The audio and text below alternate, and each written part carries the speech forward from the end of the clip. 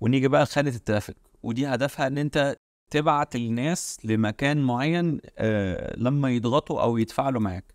زي مثلا ان انت بتعمل الاعلان بتاعك ويبقى ظاهر فيه مثلا فيزيت ماي ويب سايت، بيبقى ظاهر فيها مثلا لينك كليك. ان انت مثلا تبقى سايب حاجة لما يدوس عليها يحصل حاجة. يعني مثلا فيزيت ماي ويب سايت دي اسمها لينك كليك.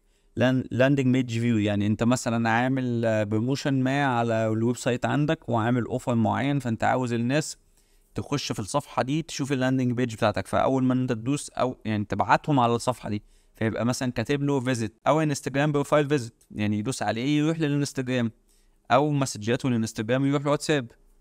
تقدر تعمل منه حملات رسائل، او ساعات بيظهر لنا كده واحنا قاعدين بنتفرج على الفيسبوك مثلا، او احنا شغالين على الفيسبوك بيبقى ظاهر لنا كول اللي اتصل الان الحاجات دي.